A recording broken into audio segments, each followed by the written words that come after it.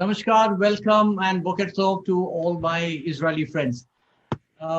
Lots of people ask one very important question is why Water Impact 2021? The idea behind Water Impact 2021 is clear: to create a collaboration, to create an exchange of ideas, to create a cooperation between different aspects of the water industries. The crisis that is there in the water industry, everyone knows of. We know that 200,000 people die in India because of water crisis. We know that $257 billion deficit is there to fulfill the infrastructure for water. We know that 163 million Indians are actually facing zero-day scenario currently. So there's no question of that scenario coming in the future. It's happening today. We know this crisis. And we all have different aspects of the water crisis. So we are trying to get lots of stakeholders, starting from the government of Israel, to get involved with the crisis that is there in India. From a technological point of view, we are trying different experts. We are trying from the policy point of view, from the regulatory point of view. So this webinar is essentially to create a platform, because no individual, organization or person can actually bring any significant dent into this problem. And therefore we have to do it with the cooperation. And with this view, Indus Water and MUIDEAS have actually come together to try and create a platform where we will all be exchanging ideas. So over this month, every Tuesday and Thursday, we will actually be debating. It will not be a monologue. So that's why each person is going to speak for half an hour, and 15 minutes we are going to engage in dialogue. And if you have any points of view, we would love you to share it with us. Of course, we have all the time to engage with you, and we look forward to this being a lively session over the next month. I'm now going to hand it over to Dr. Samir Kulkarni, who's the director of MUIDEAS, to share with us the strategy for MUIDEAS. Samir? Yeah, thank you, ROMIEL, and once again, welcome to all of you. I hope my voice is very loud and clear to all of you. It gives me great pleasure to actually, be part of this particular initiative, this particular program. That ROMIEL approached University of Mumbai a few days back through me, and one of the major objectives which an educational institution like the University of Mumbai that we tend to address is to create awareness about the general socially impactful aspects that we are coming across on a daily basis. And water is one such major in a way concern, in a way opportunity for the entire world, and a lot obviously needs to be discussed. A lot of thoughts need to be really brought in when we speak about water. And when ROMIEL actually extended this particular thought, I was very happy to immediately reciprocate and take this up through our Innovation Incubation Center, which is MUIDEAS. Because basically one of the things that we also wanted to try and exploit through this particular program is creating the awareness in terms of possibilities of working towards perhaps creating entrepreneurial ventures or commercial opportunities out of maybe water treatment, or possibilities of different technologies coming together to provide clean drinking water, or water for general industrial usage. And I look forward to this particular event from that perspective as well. So once again, welcome all. And I look forward to a very interactive, discussions coming forth. Back to you, ROMIEL. Thank you so much, Samir. Our first inaugural talk is going to be given by His Excellency, the Consul General of Israel, Mr. Yaakov Finkelstein, who has always been a keen supporter. And as a nation, Israel has been very proactive to push forward India's agenda to be a water secure nation? I hand it over to Yaakov. Thank you very much, ROMIEL. Shalom and namaskar to all. I'm honored, naturally flattered to represent Israel on such an important issue.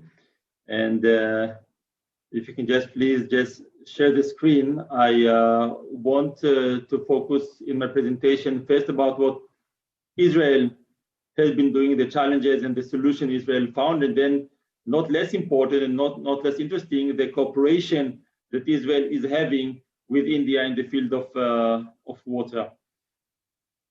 So yes, let me just get it going.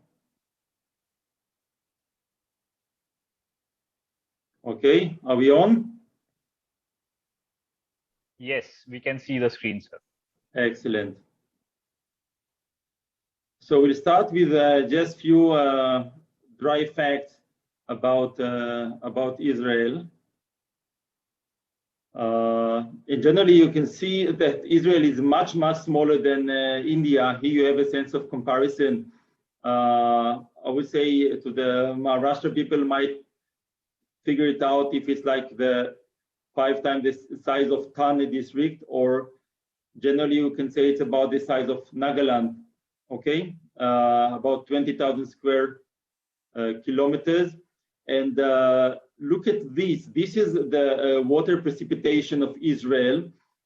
You can see that in Israel, it's mainly in the yellowish or beige colors. So yellow here down south is the Negev desert, less than 200 milliliters of water per year. And even the blue, don't be misled that the blue in India and the blue in the Israeli map are not the same. Actually, you are much more bluer than us. Yes, India is up to 2,000, 3,000, even 4,000 milliliters of rain in some places, while Israel, on a very good day in up north, can have 1,000 milliliters of water. And all this has to be shared with our population all along from north to south. And look at that. At the same time, we have a population of about 1 crore, just a bit less than 1 crore of people. Lots of agriculture going on, and industry, which also needs water, though most of the water, as you'll see now, are going for agriculture. Not only that the rainfall is not that high, unfortunately, even that is not coming on a regular basis. And you can see here the intensity of the drought season that we have.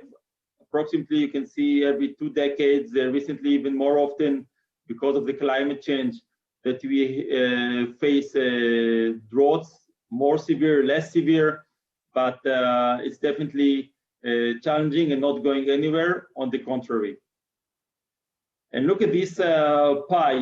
You can see clearly that most of the water in Israel, here in the green, are going for agriculture. About 56, 57%, 38 goes for the domestic use, and as I said, only about 4% for industry. But even more interesting, look at the small pie here.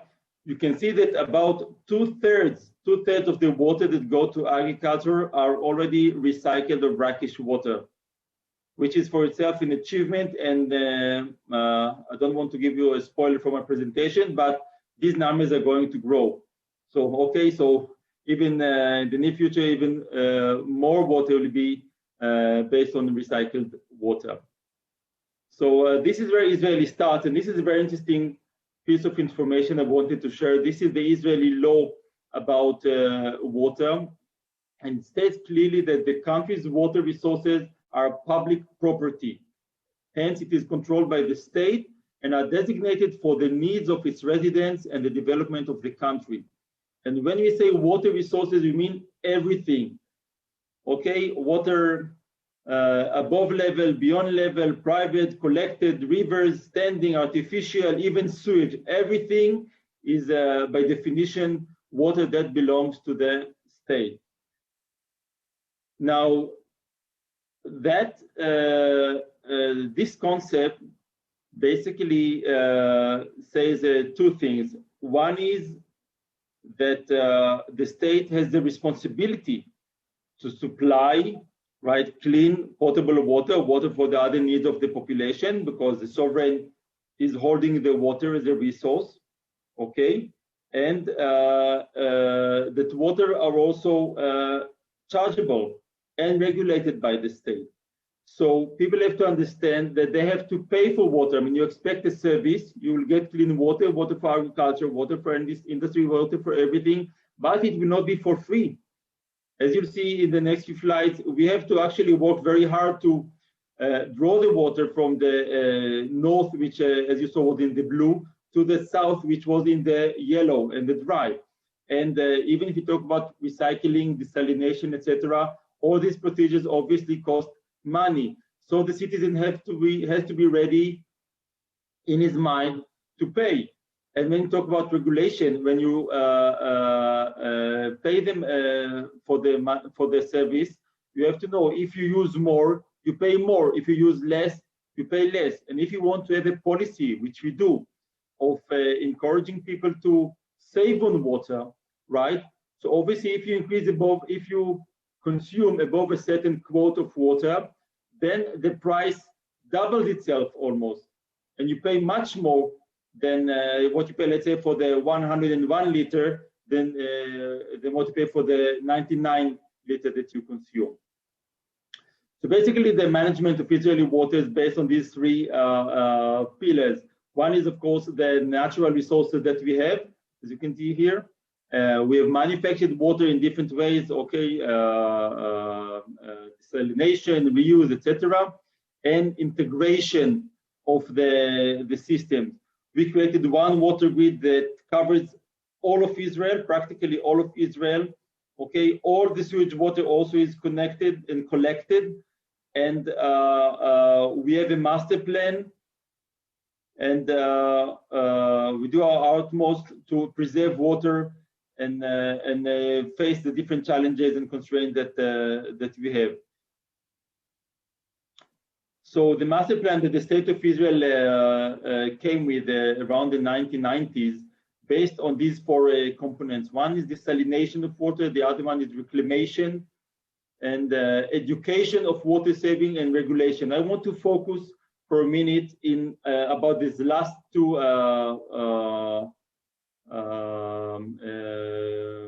components, because people usually focus, on the technology of the desalination. They are fascinated with the solution. Let's get the water plant and this and that, which is important, but it's not less important to regulate the water and to educate people to save water. So about the regulation, we created one regulator body to the whole country. Again, it's a small country, okay, half the population of Mumbai, so maybe it's easier in countries like Israel in our size, but there's one state body that regulates the water. And listen to that, this body is composed mainly and controlled by technocrats and professionals, not the politicians. This is also something that not all the countries have, because politicians, they see from one term to the other about 4 years, and they sometimes less keen to invest in the long-term projects. And water, as you know, if you have to invest in infrastructure, if you are to have a master plan, you have to plan for decades, not for a term.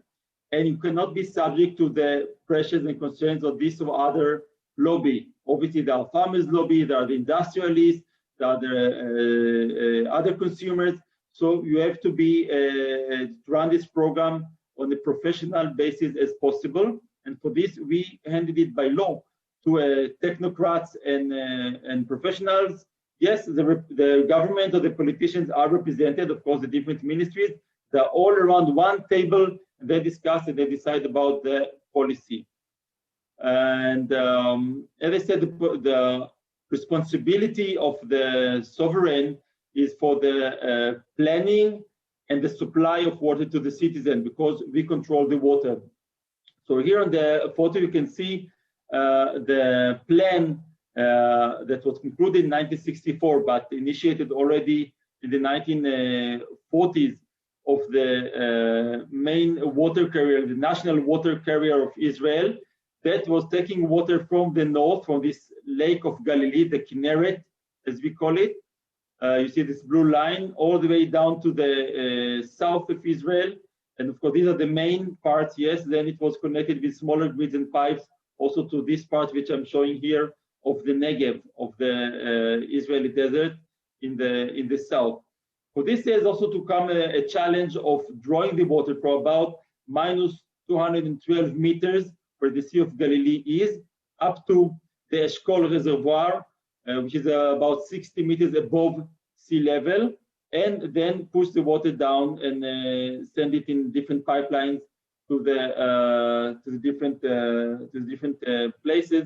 Now, this project was also in very much risk because, as you know, we live in a very hard neighborhood of Syria, Lebanon, and back in the 1940s, when Israel was established and the water grid was planned, also Egypt and Jordan were in a state of war with Israel.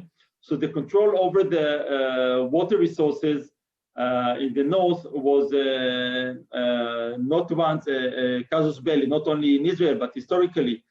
But our neighbors in Syria and Lebanon opposed and tried to sabotage the construction of this pipeline, which in Israel in the 1950s was a huge achievement. Mind you that Israel started as a very poor country with a very small population, very limited resources, and ever-growing population. Within a couple of decades, Israel expanded its population tenfold from about 6 lakh to 6 million, to 60 lakh, and now, as you know, 9.8 million people. And that was the beginning. Where we are now. Now we added also the 5 desalination plants. You can see here the figures, how much water they give, and also the locations. Those of you who know Israel can see that they are along the shore, obviously, the Mediterranean, to get the water that we desalinate. And then the beauty of it, that instead of pushing the water from north to south, which is basically down the hill, after we draw the water from the Sea of Galilee, it was on the Galilee, the more mountainous area, we can push it down by gravity.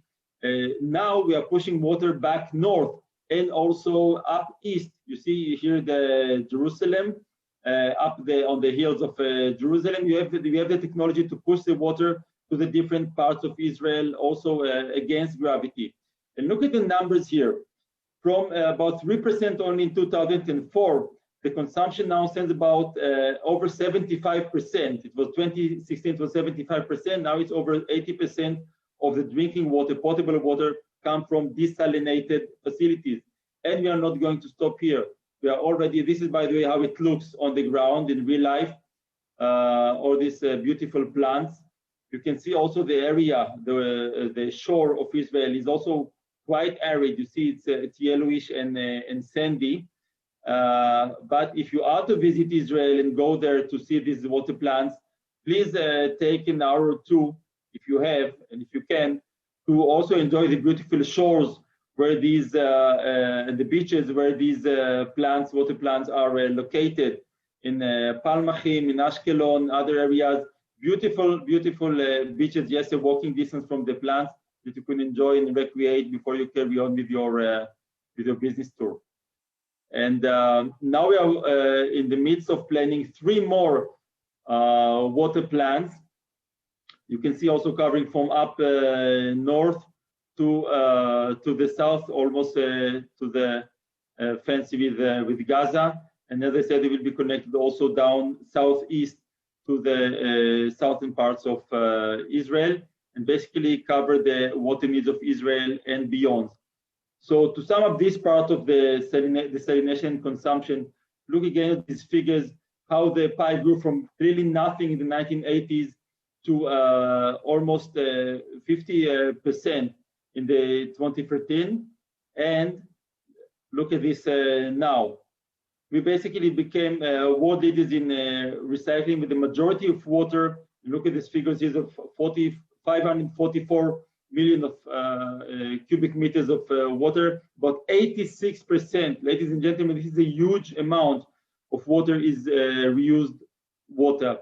Just to compare where the world is, second best is Singapore with 35%. Then you can see the numbers shrinking to 15, 14, 14, etc. in huge countries like Australia, USA, and beyond. That, of course, comes along with a lot of technology in various fields, in the field of irrigation, water recycling, water management, etc. You can see many companies that, Israeli companies that are also very active in India, like in the irrigation, many names like Netafim, Nandan, Jain, Rivulis, and others. I'm going briefly because I want to leave some time for questions.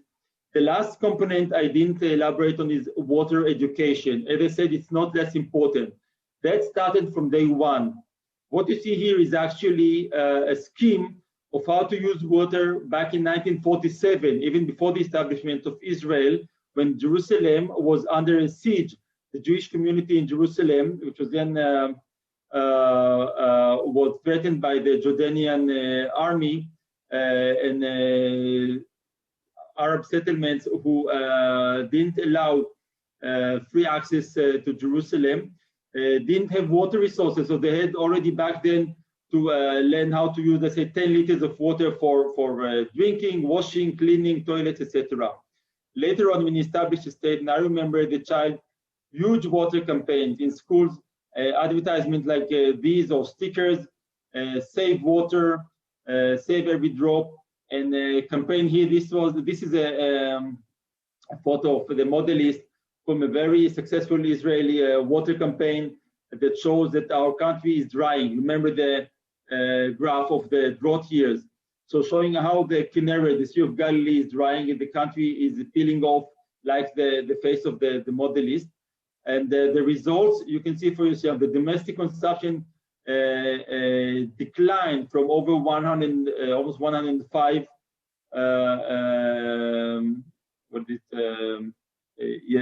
milliliters or cubic meters per capita to 86, 87. This is why the population kept growing. And we managed to create a behavior that people actually understand that we have to save water. This is for our own benefit. So on the one hand, where the sovereign creates the technology to supply more clear water, okay, and desalinate water, recycle water, etc. On the other hand, to reduce the consumption of water. Now, where is India in all that? Water is a strategic field of cooperation between Israel and India. You can see this in this very beautiful, sort of even romantic picture of the visit of Mr. Modi, Prime Minister Modi in Israel, here with the Israeli Prime Minister Netanyahu. Netanyahu took Modi to a ride on the beach. I told you we have very nice beaches. You see in what? It is called Gal Mobile. It's a portable water desalinating unit, which also Netanyahu gifted Modi later on when he came to India. And because Israel and India are partners, we share our technologies and our know-how with India and help India to face this challenge together with us. You heard from ROMIEL at the beginning some very disturbing figures about the water resources and water consumption in India, and you are definitely in it for India. So since a few decades now, various kinds of cooperation, business factor and G2G are taking place. This is just in a nutshell about what Israel is doing with India,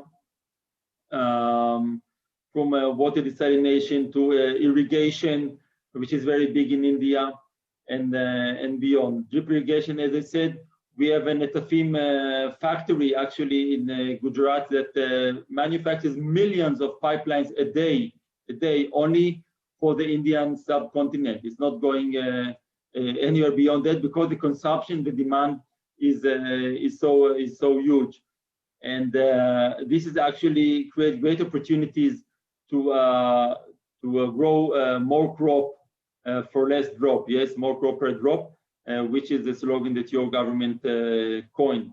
Here you can see that we have already a few water desalination plants in Chennai and in Jamnagar. The lower picture, you can see the visit of Chief Minister of Gujarat, Rupani, in the Israeli water desalination plant, and is taking now a sip of water from that 40 minutes ago was seawater, just 1 kilometer away from the factory from where we stand. Maharashtra is also part of it. I'm sure all the Marathis who are watching us now know about the Marathwada drought, and hopefully you know also about the Marathwada water grid plan that the Israeli water company Mekorot signed a contract with the government of Maharashtra some 2 years ago to make the water plan, which is a massive project which is about to be completed. Over 4,400 kilometers of pipelines to connect the different parts of Marathwada, the different water reservoirs, and enable to manage the water supply according to the needs. Again, using the state-of-the-art technology, including pushing water against gravity when necessary, so the water can go in the pipelines in both directions, north to south, south, north, east, west, etc.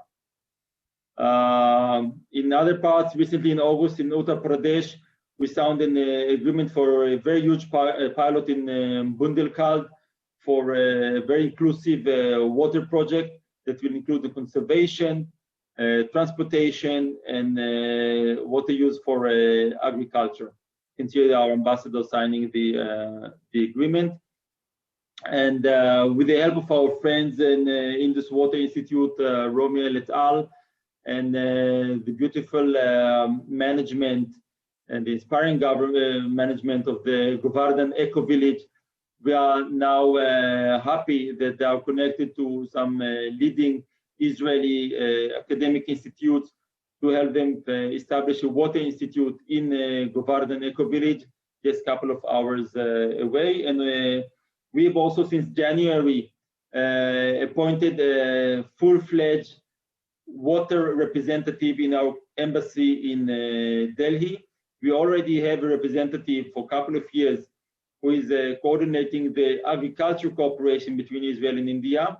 He was doing also water, but the need and the scope of the cooperation is so huge that we decided that we are going to put yet another diplomat who will do focus only on the water cooperation, and he is about to join us in a couple of months in Delhi.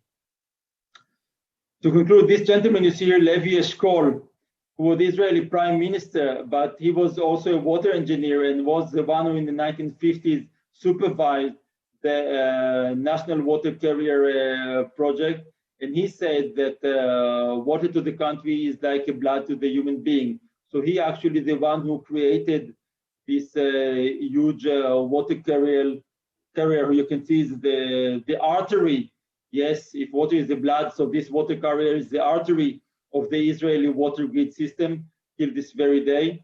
The other persona needs no introduction, but I think it's important, a nice way to conclude my presentation, echoing his very important message. Water basically, as well as earth and the air and the land, are not an inheritance from our forefathers, but rather on loan from our children. So we, people who are here today, have to hand over to them at least as it was handed over to us. I thank you very much again, the Indus Water Institute and the University of Mumbai and all the partners and listeners for giving me this opportunity to share with you what Israel has been doing and is doing in the field of water and our cooperation with India. I encourage you to follow us on the different media channels, and if time allows, I'll be happy to take some questions. Thank you, Yaakov, for a very interesting talk. And of course, we have a technical talk on the water systems of Israel next week with people from Technion who are going to give us technical details, because our guests today are partly engineers and partly technologists. So we will be having a detailed talk on this to explore exactly what happened in Israel and how that's happened. We have a couple of questions and I'd like to just shoot them out to you. So the first issue was about recycling of water for farming. Was there an initial resistance when recycled water was used for farming? Number one, from the farmers, and secondly, from the consuming public. Frankly, I don't know for sure, but I know that knowing my people, we always have some resentment, and usually you have some resentment, and you have some, debate, and mainly we have many other suggestions how to do it better than the original plan. That I know it for a fact for the water grid, for the water carrier, that created the raised objection by farmers and by others who again said, no, we can do it this way, we can do it the other way.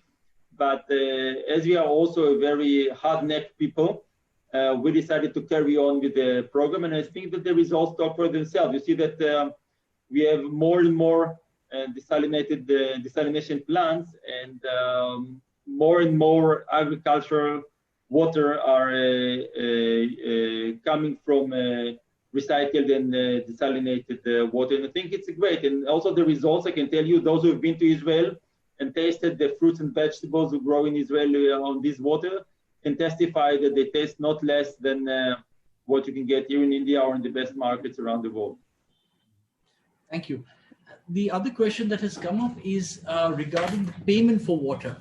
How strict is the enforcement to people who cannot pay? Because, money is a key issue in this factor. And I understand Israel has one of the most expensive waters in the world. So how do you all deal with this kind of conflict that is there where people need water, one, but you have to charge them for it? Mm-hmm. Is there a government cross-subsidy, or what is the challenge there? Yeah, this is a very important point. I touched on it very briefly because of time constraints, but indeed, as I said, people have to understand that water costs money and you have to pay for water.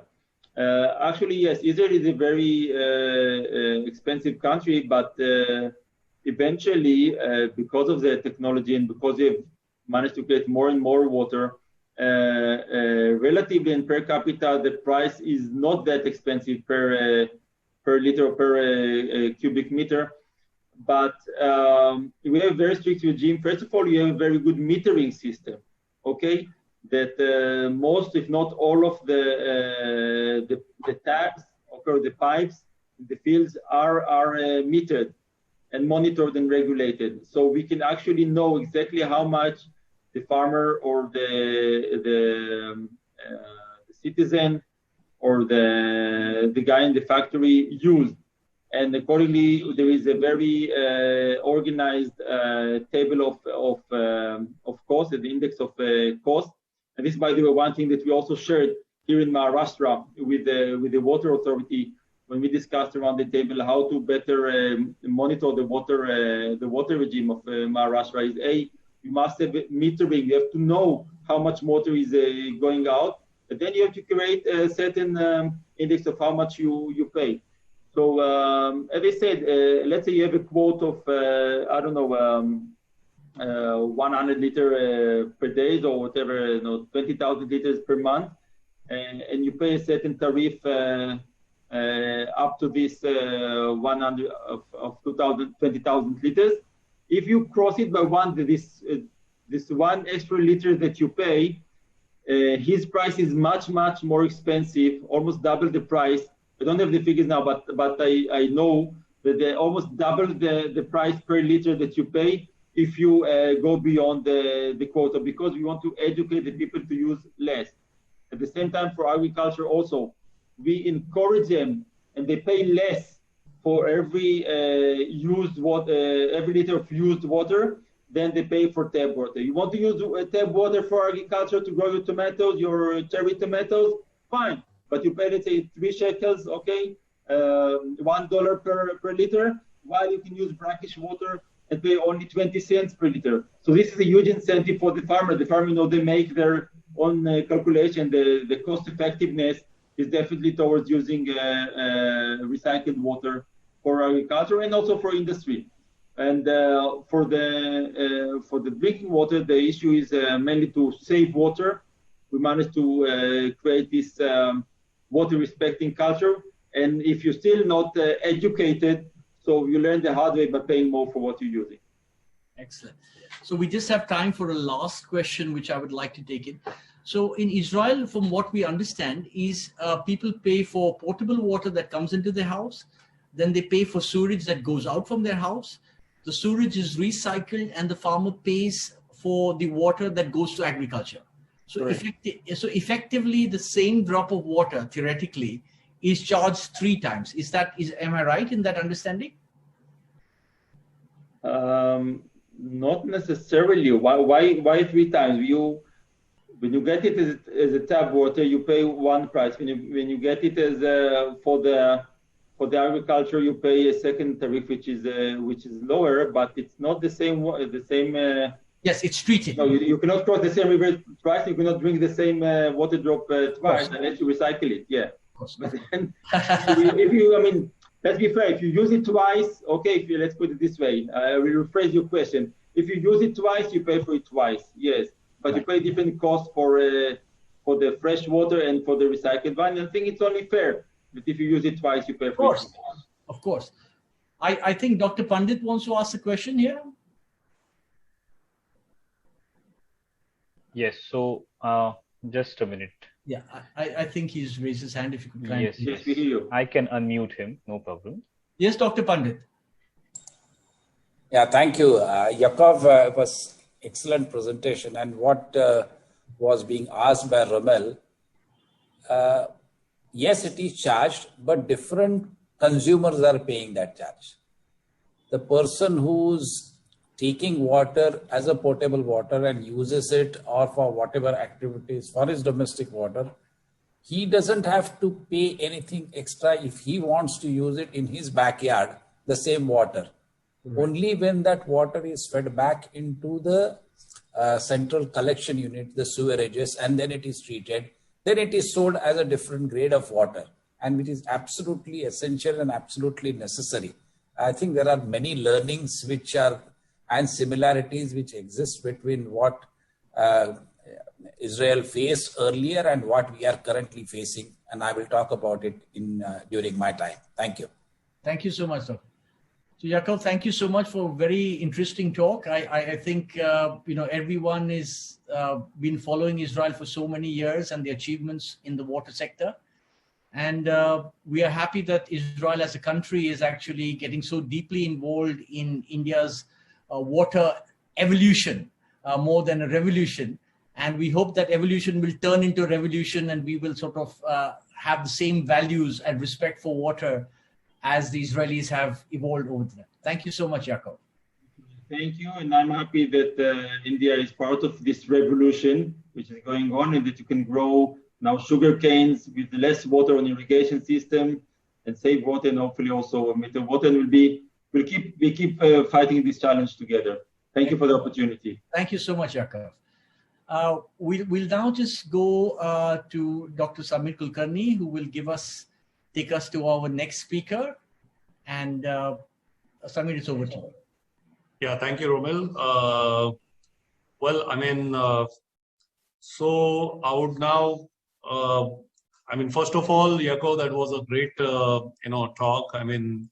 Thank you very much for that, in a way, enlightening, discourse on water and the way Israel has actually, taken up that specific challenge and the way it is managing it.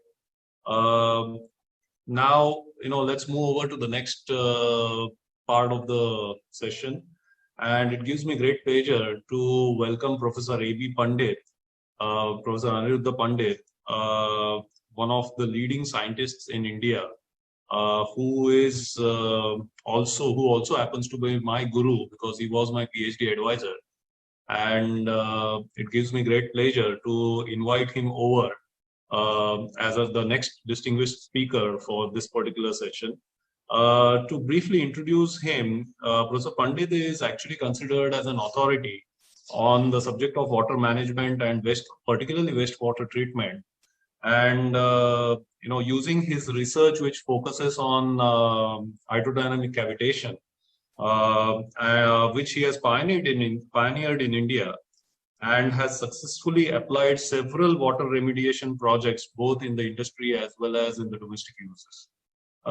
In several cases, his active interactions with many industries has resulted in reduction of the chemical load in their wastewater streams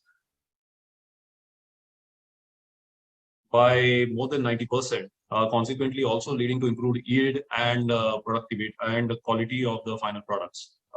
Professor Pandit has built up several innovative methodologies, innovative devices, which could be put up right from managing, water which is drawn using a hand pump in the rural areas to actually cleaning up large lakes. One of the examples here I would like to state is the cleanup of the Rankala Lake, which is in Kolhapur, one of the districts in Maharashtra, which also is the capital of the sugarcane belt of Maharashtra. And over there, and now his next projects are actually targeted towards the Bindusagar Lake in Orissa and the Bandhan Lake in Telangana, for cleaning up these huge water bodies. For example, the Rankala Lake is about 107 hectares, large in area. Professor Pandit, from the academic point of view, is one of the most accomplished, I would say, scientists, academicians in India, with more than 350 international research publications, about 30 patents. Has been heavily referred by the scientific community, with somewhere about 28,000 citations for his research work in different publications that people actually have published across the world. He has been conferred with several awards, namely, one of the most important thing that I would like to state here is that he has been awarded as a distinguished alumnus for both his institutions where he's worked, where he studied, the IIT Banaras Hindu University, which is now IIT BHU, and UDCity, which is now ICT. In both the institutions, he has been actually recognized as a distinguished alumnus. He has been conferred the INSA Best Speaker Award, has been also awarded the Vishwakarma Medal of Indian National Science Academy, has been nominated on the fellowships of several Academy of Sciences for Maharashtra as well as India, and on several such boards. To speak about his overall contribution in terms of his work across different, he has worked with different projects across different governments, namely France, Australia, Netherlands, etc. And I'm very happy that I was able to convince Professor Pandit to actually contribute to this particular session. And it gives me great pleasure to again welcome him and look forward to his thoughts on general water management and general ways of tackling the challenges, particularly that India as a country, or in general all of us may face in future. Thank you very much. I welcome Professor Pandit.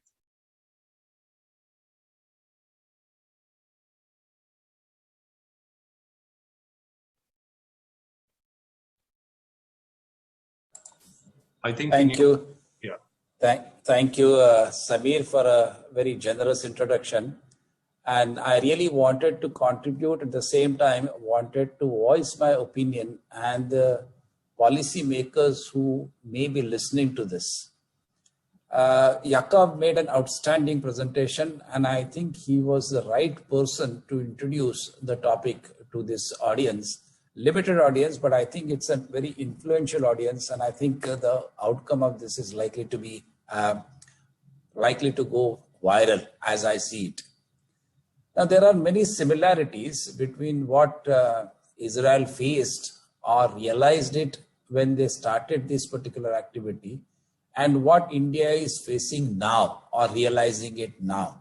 So if you see the government's initiatives, government's regulations, government's guideline as far as the usage of water is concerned, it is becoming stringent by day, and many of the factors or many of the regulations which were implemented during the early periods of Israel, including the education part, that is still lacking. And I feel that giving education related to the water conservation, related to water treatment, related to using water of a specific quality for a specific purpose, this education is extremely important. And I think slowly these changes are happening, and the new education policy which the government of India has come out with, as well as the new environmental policy which has been now implemented for different industries. You don't have a chemical industry now which has got an ability or a permission to discharge water. Every new industry or any new addition is now has to be ZLD, zero liquid discharge, and the opportunities which have been given in terms of incentives to put machines or to put equipments for the recycle reuse of water are given significant economic incentives in terms of getting 100% depreciation in the first year itself, as a result of which government is doing its bits. But the issue in all of this is the expensive capital, which is very difficult in India. See, all these projects, large scale projects, essentially are extremely capital intensive, and getting loan at a rate of 12-15% interest per annum becomes an extremely difficult proposition, extremely expensive proposition. As a result of which, I feel that especially in the sector of water, a cooperative sector is going to be the sector which is going to see the growth. The kind of growth which the cooperative sector saw in the case of growth in sugarcane and such similar milk, as well as edible oil seeds, where India launched these particular programs of water, milk, sugarcane, sugar, and it has made a huge contribution, and it has made India self-sufficient and a net exporter of these commodities. Now, this is where the cooperative sector success also needs to be considered, needs to be implemented as far as water sector is concerned. And this is what I would like to talk about briefly in these 30 minutes of the period which has been given to me. Now, if you look at water, essentially it can be categorized in 4 categories or 4 activities. First is the collection of precipitation which occurs, and as correctly pointed out by Yakov, that there are parts of India where you get almost 3 to 4 times the peak precipitation which occurs. And if you just calculate the total precipitation which occurs over the entire landmass area of India and the population of India, you will find that on an average, every Indian has got 1,170 meter cube of water available per year per person. Now, unfortunately, it is not available as well distributed as it is required. But in principle, if you can consider the total availability of the water in terms of total precipitation, India is far, far better off as compared to Israel. Now, if you look at it, they are using approximately 105 meter cube of water per person per year, and they have managed to reduce it by almost 14-15%, bring it down to 86 meter cube per person per year. But there are regions in India where you will have 250 meter cube of water available per day, whereas there are regions in India where less than 50 liters of water will be made available per day per person.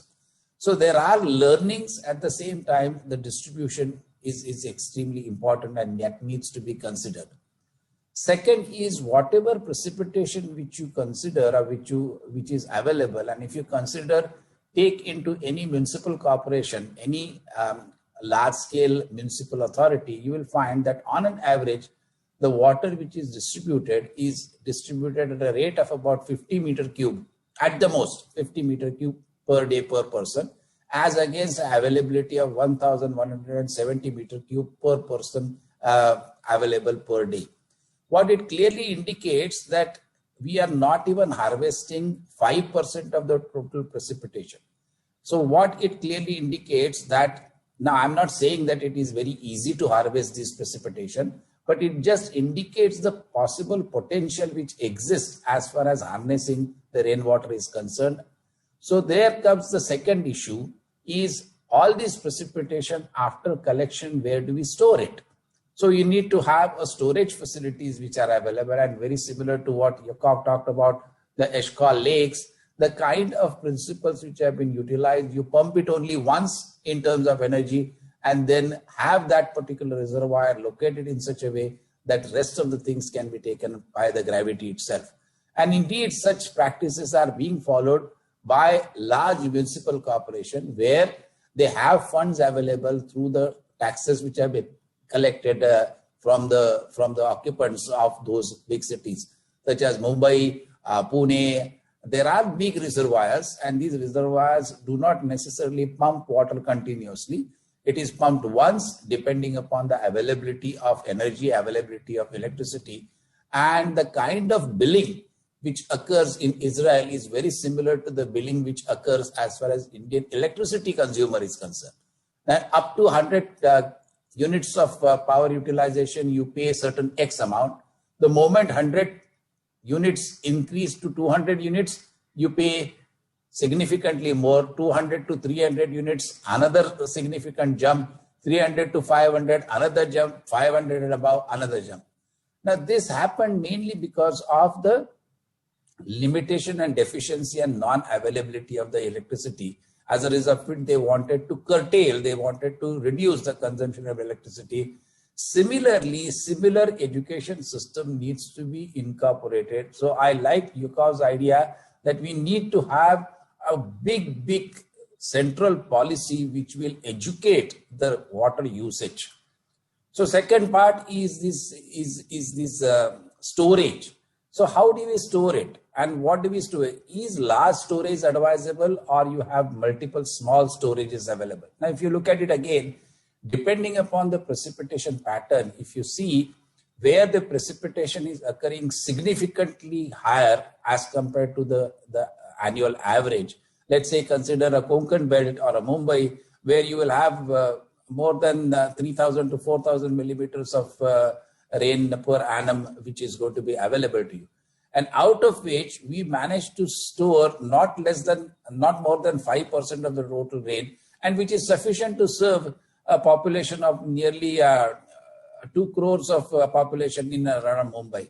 Again, whereas wherever you have precipitation which is dispersed, then it is not possible for you to reserve and dedicate such large lands for the storage. So in terms of water storage and efficiency of utilization, large dams are always advisable.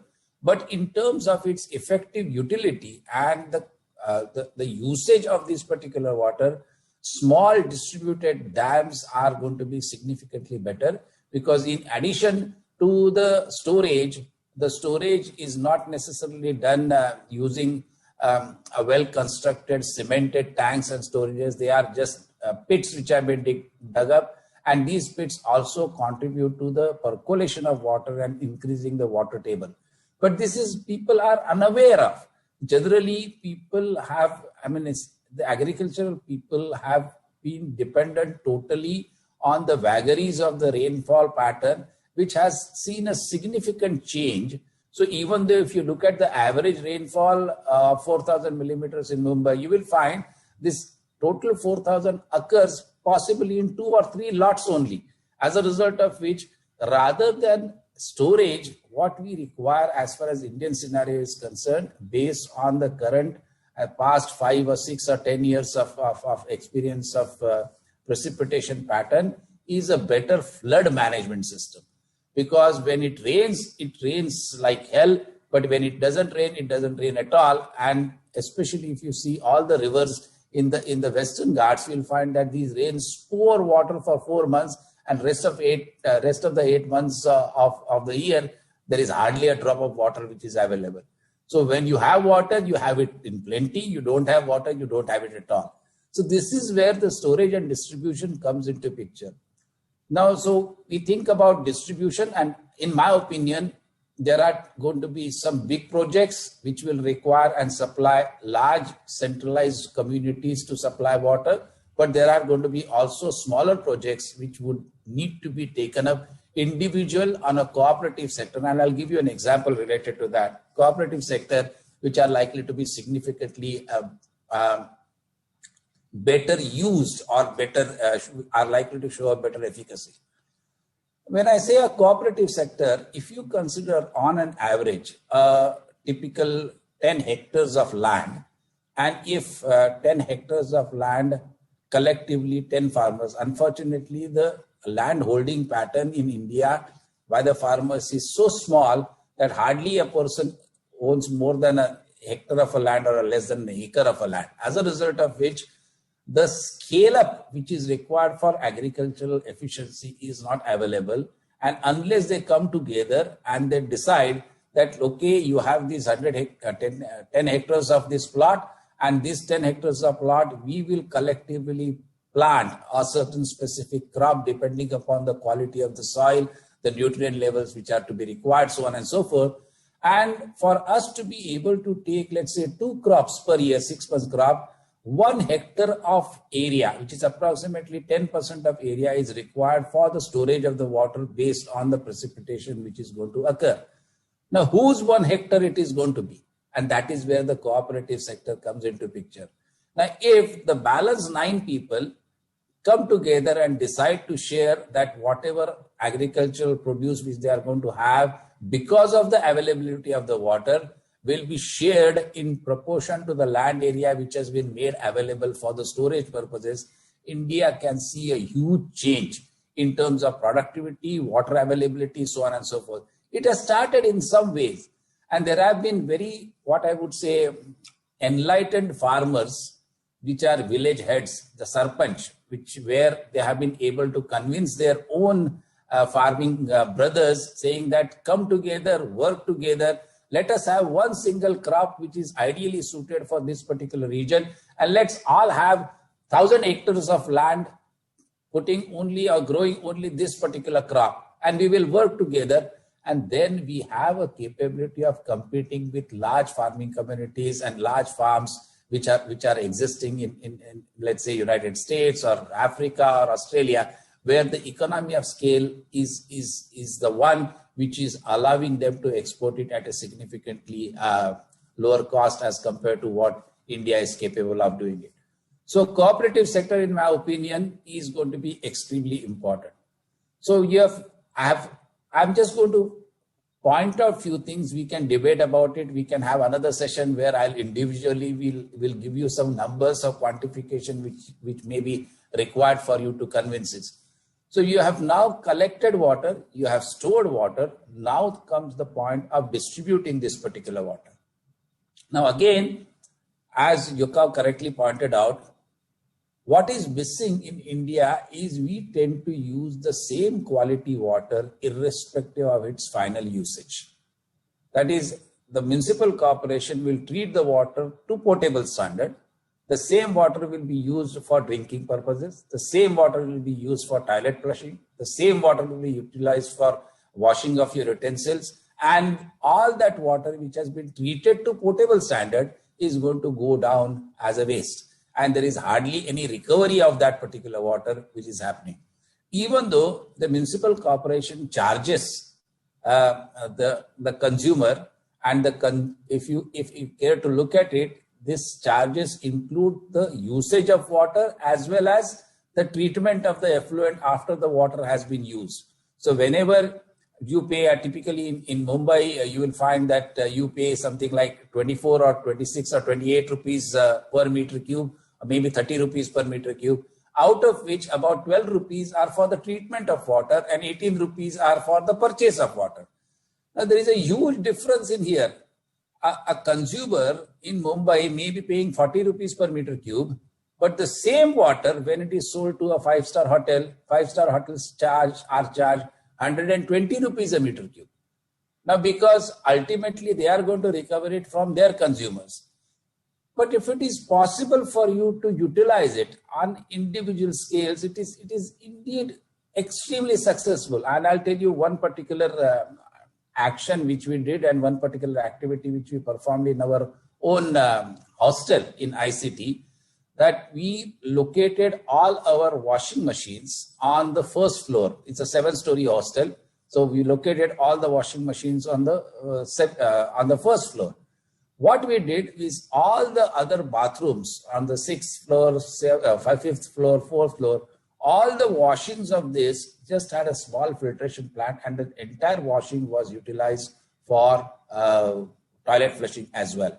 So effectively, we can put washing machines on top, and then the water which is drained, which is consisting of the detergents, these water can be utilized for toilet flushing purposes, as a result of which toilet flushing is also much better.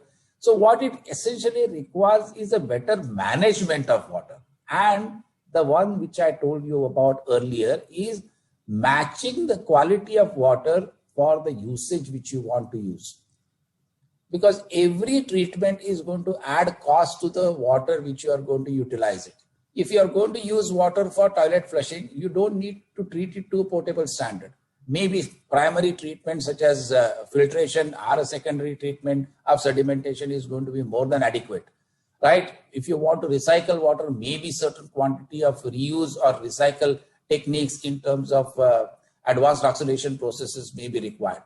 So matching this, but again, as I said to you, this matching requires a completely different, let's say, piping network circuits. You can't use the same piping network for transport of potable water. You will have to have a different piping network to transport brackish water, as pointed out by Yakov, or at the same time, you will have a different piping network setup for the transport of potable water.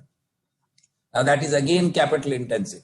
So similarly, if you are in a position to distribute and match it at an individual level, because at individual level, it is going to be much easier, but collectively, if you want to plan it for a city, if you want to plan it for a state, it's going to be extremely expensive proposition because of the capital which is involved in it.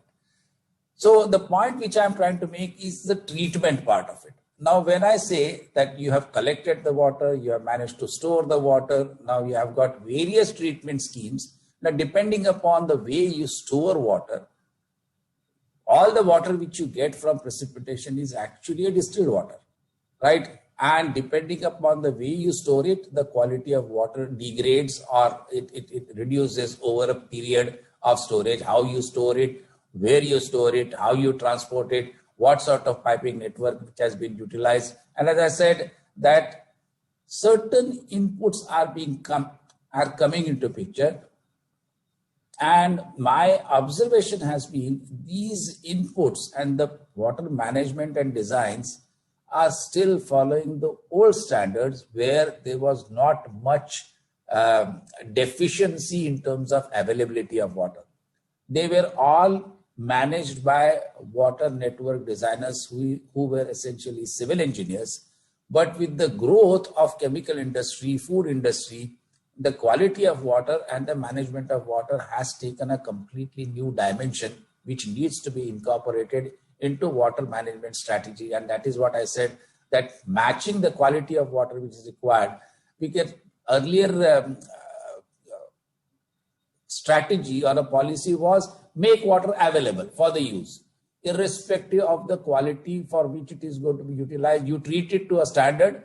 That is, you have first very similar basic primary treatment, secondary treatment, tertiary treatment, and depending upon the potability requirement, you will treat it to either chlorination, ozonation, or whatever you wanted to treat it.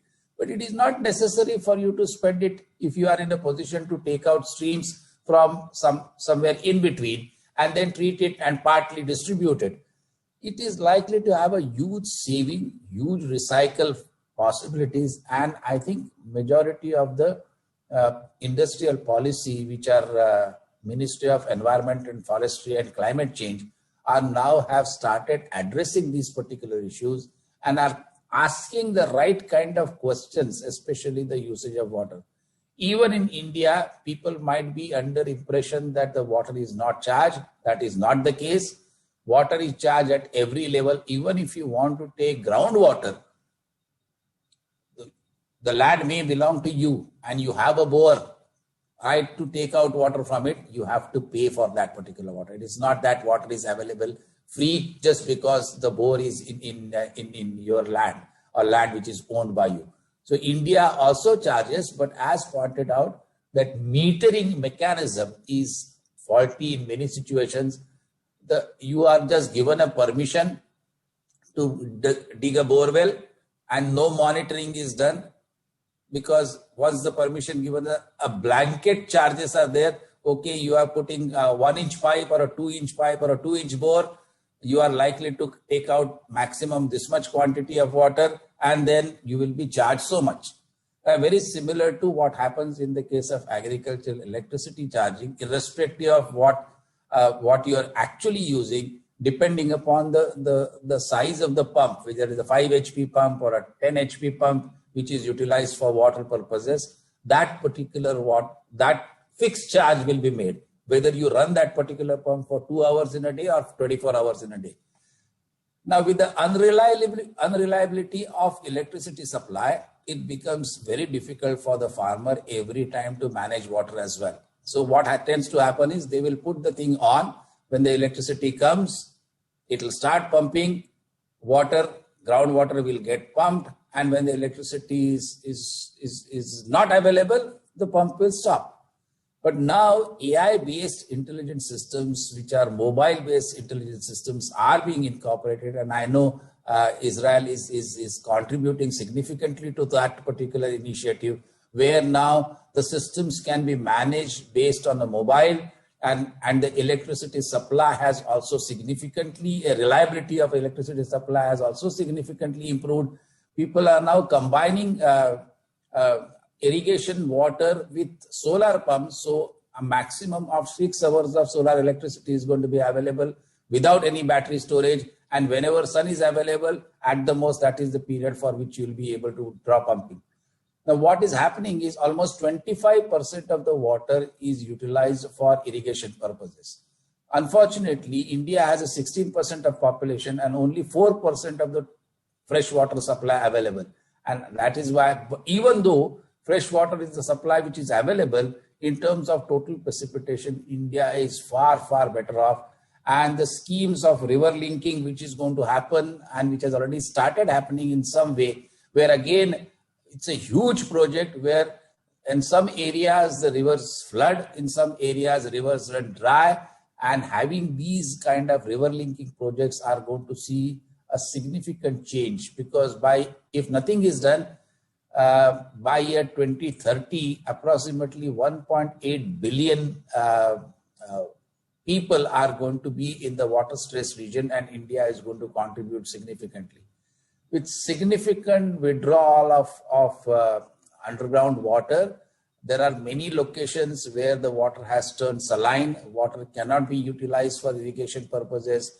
Now, this is where people have started realizing the fact that the groundwater recharge is an equally important activity.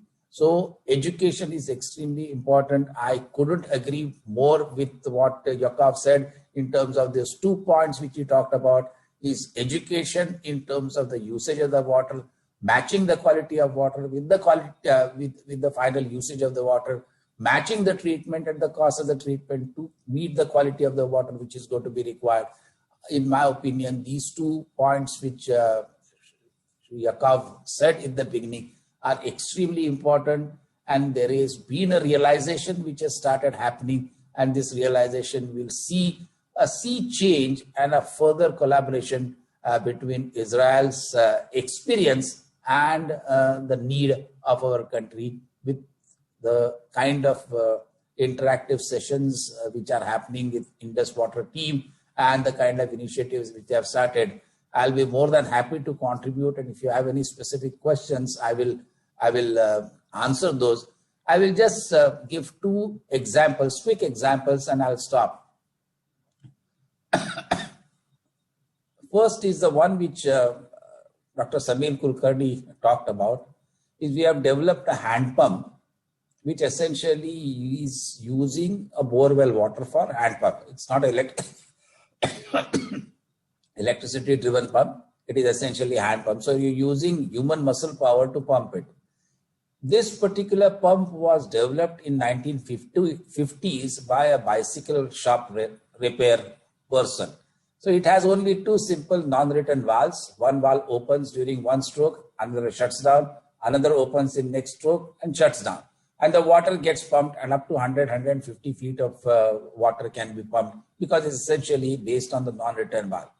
We just changed this particular design. Nobody had looked at these designs for more than 50 years. We looked at this design and we made this particular pump cavitating hand pump. Now what it did was, while pumping the water, it marginally compromised in the quantity of water which was being pumped. But since the water was getting cavitated, more than 95 to 99% kill or destruction of the microbiome, especially pathogens, was observed.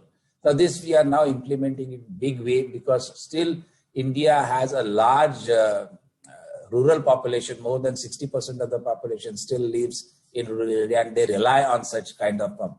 And second one, which Dr. Samir Kulkarni mentioned about, is I would just like to inform him as well, is Bindusagar Lake, which was almost 10 times the Rankala Lake which we started with, has been working for the past 6 weeks now. And 6 weeks, the water quality has been made potable.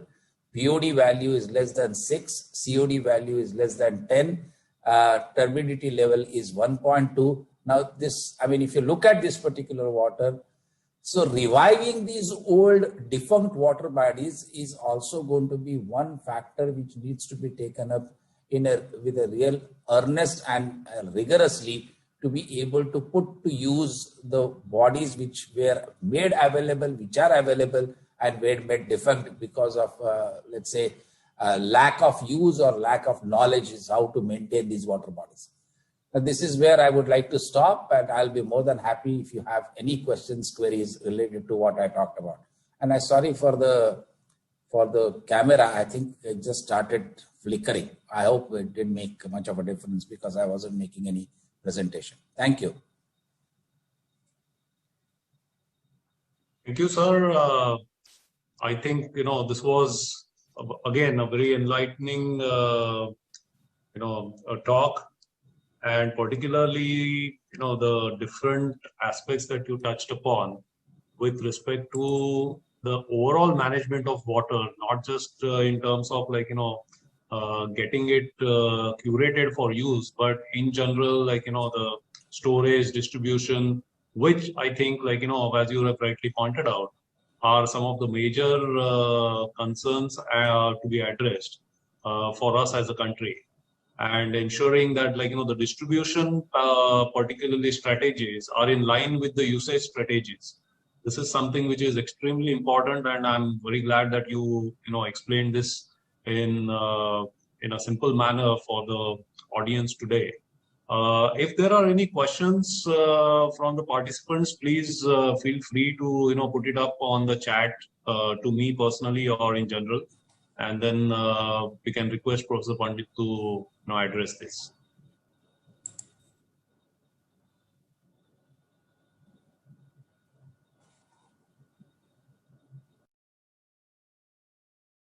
I mean, if anyone has any specific questions, you may also want to raise a hand or something through the participant box, and maybe we can unmute there. Yeah, ROMIEL. I was amazed by the synergy of the talk between Yakov and Professor Pandit.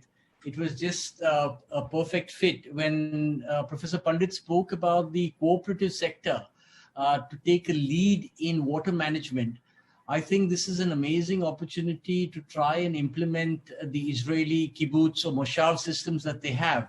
And that's exactly what you were actually trying to say. So beyond just water management, I think it's very important that the Israeli system of what we may call it in India, but at least currently existing in Israel, the kibbutz, where people will be prepared to pool in the land and therefore give something for small water storages. I think this can bring about a sea change in the entire water table and the water systems? So I had one, question per se.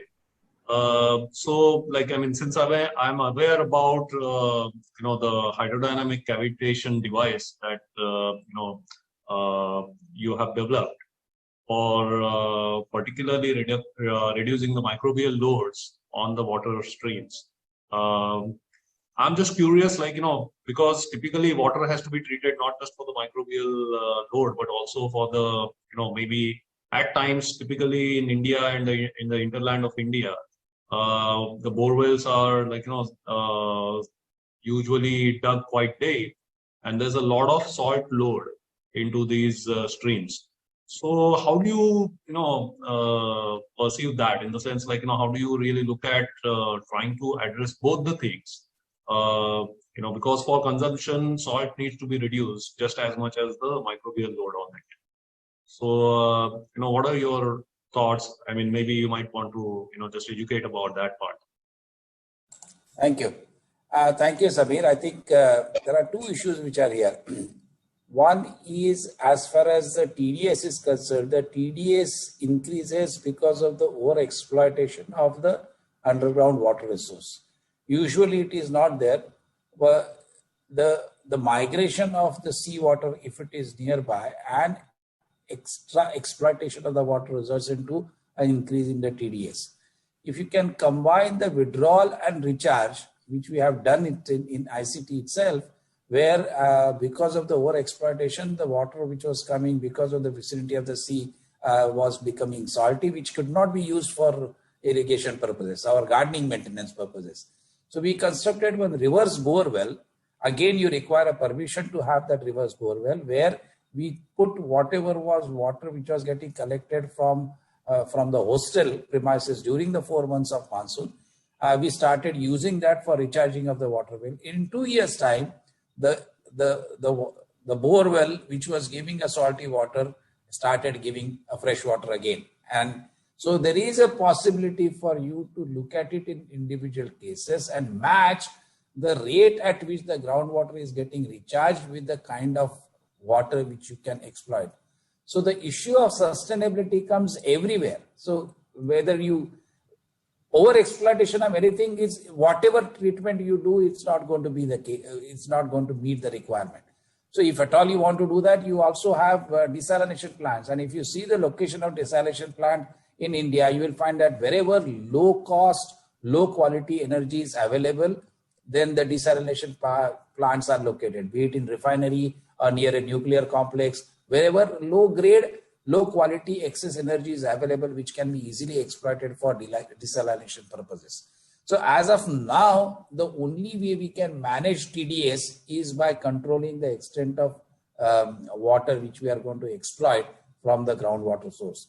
Otherwise, you will have no other choice but to go for desalination activities or reverse osmosis systems in terms of reducing the TDS load. Thank you so much, sir. Thank you. Yeah, are there any other questions?